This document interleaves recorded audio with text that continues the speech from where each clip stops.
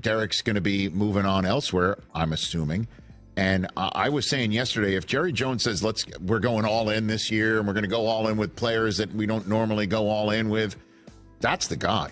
That would be the guy, right? I mean, do you have any idea what Derrick Henry's plans are at all, Taylor? Do you get any sense of that around him? Well, first I want to say thank you for watching the show. I appreciate that. The second thing is, during that episode, yes. During that episode, Derek did say, he believes he's got some great ball left in him. Yeah. He has no thought process of retiring and walking away from the game.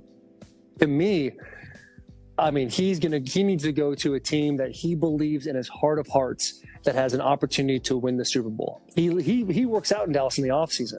Like, that's where he goes. That's where he trains from right now until OTAs start. That's where he will be at.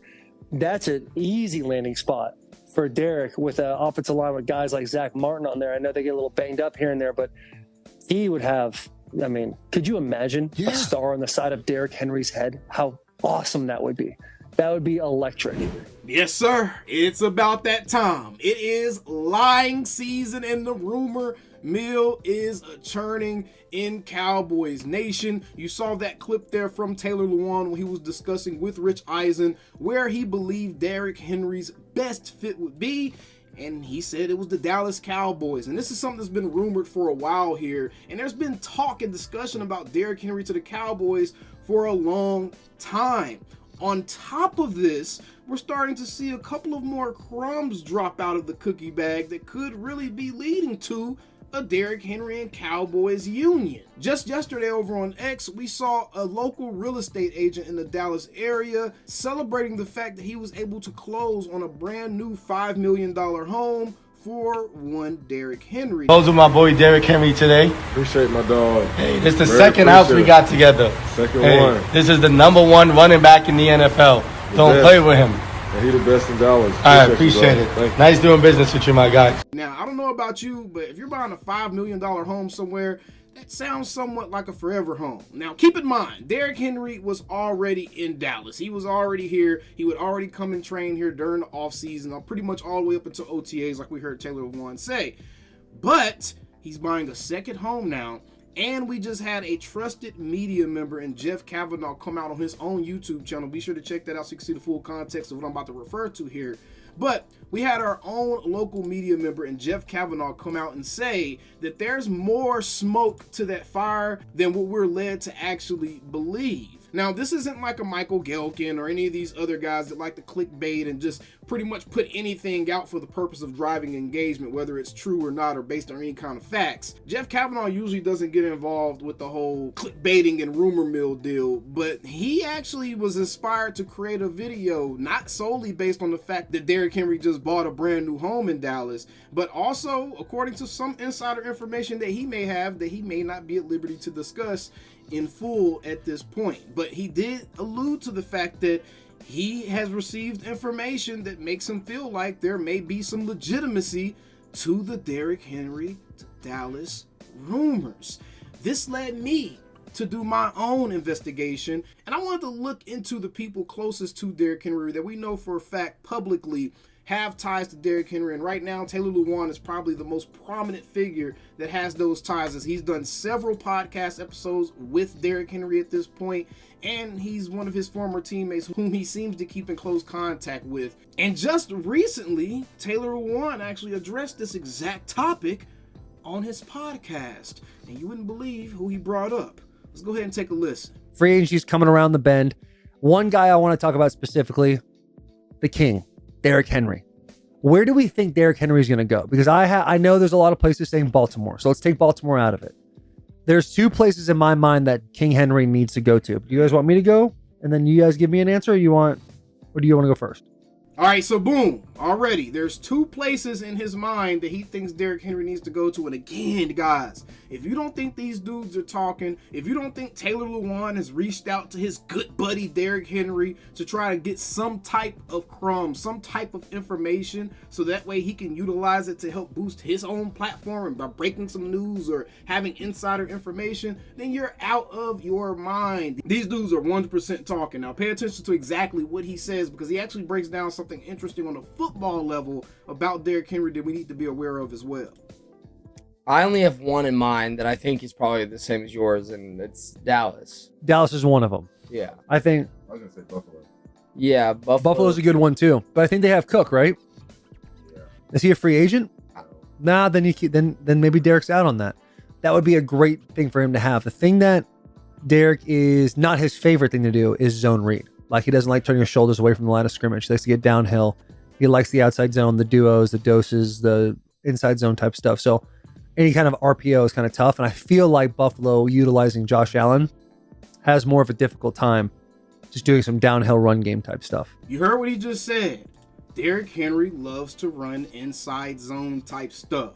What was the thing that Cowboys fans en masse were frustrated with as it pertained to Tony Pollard last season? Outside of the fact that, yes, we know the offensive line wasn't the best. It wasn't the best run blocking line. It wasn't the best pass blocking line. But damn it, it sure wasn't the worst. In fact, the offensive line that Derrick Henry's running behind is arguably the worst in the league. So I get it, y'all. I get it. The offensive line, it has to open up holes. But also, Derrick Henry actually prefers an inside zone run scheme, a duo type of run scheme. He prefers to run it up the gut. He doesn't like getting his shoulders parallel to the line of scrimmage. He likes to get downhill. To me, honestly, based off of how we seen them use Tony Pollard last season or try to use him, it's more of like a power back as a heavier guy, as a battering ram.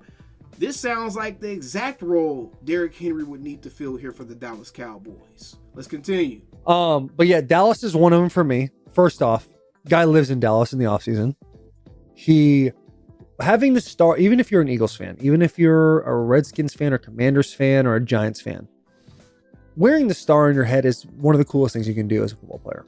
That brand that Jerry Jones has created is one of the most incredible things ever. And this is actually an interesting clip that we're probably going to use in another discussion we're going to have concerning the culture around the Dallas Cowboys. We just heard a player that has never ever played for the Cowboys. We've never even heard him being linked to the Cowboys. We just heard a player that has recently played in the NFL, not during the time where the Cowboys were successful. This is a guy that's recently removed from the league.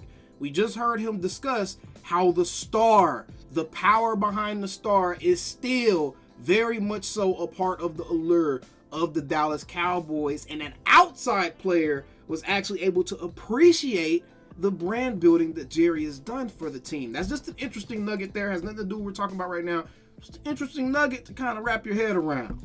But Tony Pollard, I don't know if he had a great year or whatever, but getting Dak Prescott opportunities to just hand the ball off once in a while and not put so much pressure on him automatically puts that team into the discussion they're always in week 8 and week 9 of the season. Week 8, 9 of the season, we got Dak as an MVP. We got Cowboys winning the Super Bowl, this, that, and the other. They have a great football team. I don't think McCarthy's the guy there. They should have put Mike Vrabel there, but that's a conversation for a different time. If you bring Derrick Henry to the Dallas Cowboys, you have legit contenders there. That's what you have on the Dallas Cowboys. And all it takes is the piece of Derrick Henry. You have an outstanding offensive line. Tyron Smith is a free agent, but he's getting older anyway. He's been on the same contract for like 15 years, it seems like. He's still got a lot of fight left in him. I believe he'll go somewhere and play, but like we all get, look at my knee, look at me, dude. You get old and you get out of it eventually. You're going to find a little younger there, but Zach Martin still kicking, still crushing it. Very strong, great gel, great continuity on that offensive line. They got weapons on the outside and a quarterback that, regardless of, some people's beliefs, can sling the ball like no one's business. Yes, sir, can sling the ball like no one's business. Taylor Lewan, you have yourself a new viewer. I can see now you're not a hater of the Cowboys. I try to avoid a lot of football media because dudes like to throw in sneak disses and sneak punches to the Cowboys. I just can't stand watching it. You got yourself a new viewer, dude. So you put Derrick Henry on there, dude. You got to have him on there. If he goes there, I'm telling you, the Cowboys are making a big run at the playoffs in the NFC. Again, I'm not putting a lot of stock into this, or I'm not banking, taking this to the bank and oh, he's coming to the Cowboys. But again, the Cowboys being the primary destination for a guy that blocked for Derrick Henry, who understands what type of back he is, what type of run game he likes to utilize. This dude named the Chargers and the Cowboys as his potential destinations. Now, I know a lot of people also brought up Baltimore, but notice that he said in there, Derrick Henry doesn't like to run those RPO style run games. So Baltimore would automatically be out. He wouldn't want to have to play that game with Lamar Jackson, right? So I wanted to bring this video to you guys. I just thought it was very, very interesting. I thought that I wanted to report on this because, you know, I've been a huge proponent of bringing Derrick Henry to Dallas because I think that's exactly what we need, regardless of what y'all want to say, man, about the offensive line. Derrick Henry is an upgrade over Tony Pollard. And it's honestly extremely ridiculous for anybody who says that they know football to act like that he wouldn't be. Even if it's a marginal upgrade, he's an upgrade over Tony Pollard. And at max, he would cost around the same as what we paid Tony Pollard last season to bring him into Dallas for just this year. And that's just what I'm getting at. I don't think there's anything wrong with doing that. And I think Derrick Henry would be an amazing addition to the Dallas Cowboys. Either way, let me know what you think down in the comments below. We still them same old Cowboys. And I see you guys on the next one. Calling me, texting me, paging me, asking me, am I still them boys? Y'all usually check on me. Listen. I'm still them boys. Hey! Woo! Hey! I'm still them boys.